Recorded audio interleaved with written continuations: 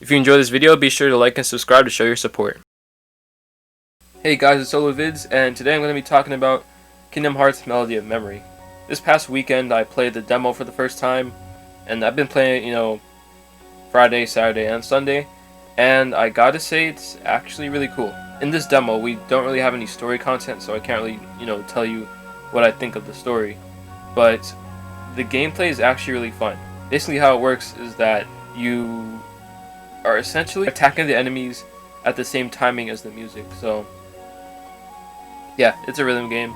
I haven't played that much rhythm games. My only rhythm game experience is Dance Dance Revolution and Osu.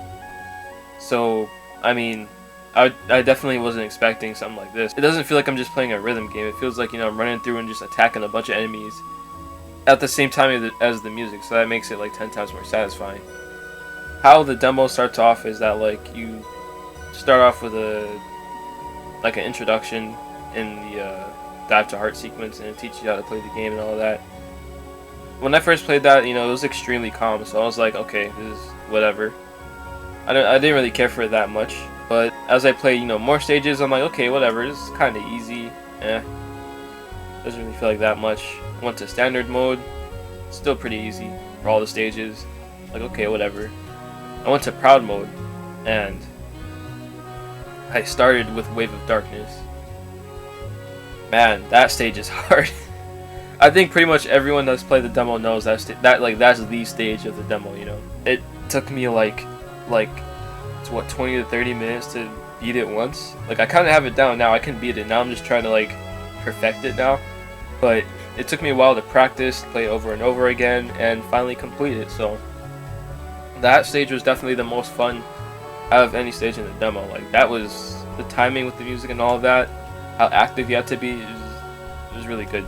The Wonderland song was alright. The rest of them were alright. I think I like Hand in Hand and the Enchanted Dominion battle theme. The Wonderland one felt way too calm for me, and I just couldn't get excited about it. Just because you're on proud doesn't mean that it's going to be as hard as the others. So other stages could be easier or harder than Wave of Darkness 1. So yeah, I guess that means we're going to get Wave of Darkness 2 eventually. And so the graphics, I was playing on the Nintendo Switch. I believe it was running at 60 frames per second. I don't know what the resolution was. I didn't see any anti-aliasing. It's probably only a Switch issue. I have to go check PlayStation and Xbox gameplay. But in terms of the Switch version, it runs pretty well. I haven't seen any frame drops or anything, which I'm really glad, because frame rate drops would be kind of terrible for a rhythm game. You don't want that. So yeah, definitely don't feel like you're getting an inferior version. It pretty much looks as good as the other ones, besides maybe some anti-aliasing. And the general presentation of the game, from what we've seen so far, is pretty nice. So it's a bit different from literally every other Kingdom Hearts game. So normally, the artwork has Kyrie and all of that on the menu. They usually have artwork over to the right, and then they have, your options there on the left. That's not the case. So first you're greeted with the start screen that has the artwork there. You get brought into a whole different menu.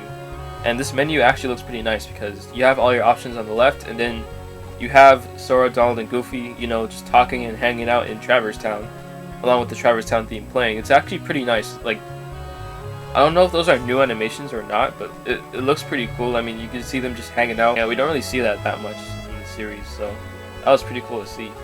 I'm wondering if that ever changes, depending on which world or game you're in, maybe. Let's say you get to the Kingdom Hearts 2 section, maybe. I doubt they're gonna have the Kingdom Hearts 2 model. Maybe they will, but you have them hanging out in, let's say, Radiant Garden or something. I think that would be pretty cool if it changes depending on which game you're up to. We couldn't choose all the options there. Some stuff was grayed out, like the story mode, the world tour, whatever. But the general music player mode, you just hop in, play a stage, and that's it. That was there, so you don't have to, go into the story mode, fly all the way over to the world, and then play it. You could just, go to the stage selection, and then just play the stage, They also had a co-op mode in this. And they had Sinister Shadows and All For One in that section, so if you wanted to play, different songs, they got that there. It actually works pretty well.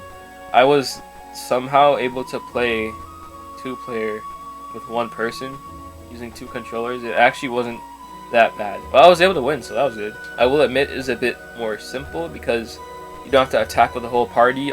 Each person just has to worry about their own lane, so you know, you don't have a whole party with you. Also, all of the music in this game seems to be from the original games, meaning they're using the MIDI versions of the songs. They do this in other Theater Rhythm games, you know, like perfect example is the Dragon Quest Theater Rhythm game. All the music is MIDI, they don't have any of the orchestrated versions. If it was before, let's say 0.2, then it's gonna be in this MIDI version.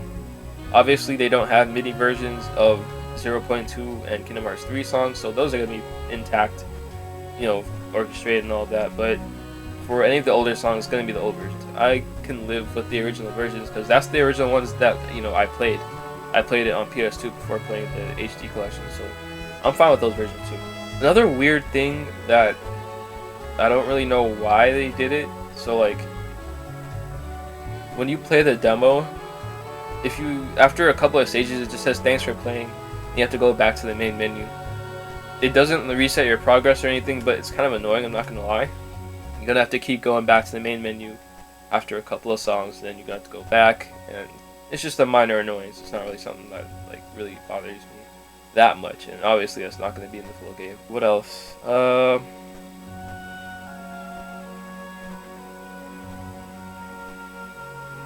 yeah, also another thing that might not interest everyone but interests me, because I develop games on Unity, is that this game was developed on Unity. You know, lately the Kingdom Hearts team has been creating games in Unreal Engine, but this game, however, was made in Unity. And not only that, but you can actually find some of the assets they used on GitHub, and you can use it for free as long as you include the copyrights. You know, I don't know why, but I just went to go look in the copyright section just to see what was in there. They used some free assets into the game, you know, for little stuff like different transitions, scene transitions, stuff like that. It was, you know, something from like 4 or 5 years ago, but they still reused it for the game. They put their credits and all of that, so I mean, yeah. I wonder if they like contacted the person before they used it, or like did they just like put it in the game? Like imagine you're some random developer and then Square Enix themselves comes to you and says, "Hey, we need to put this your code and your packages in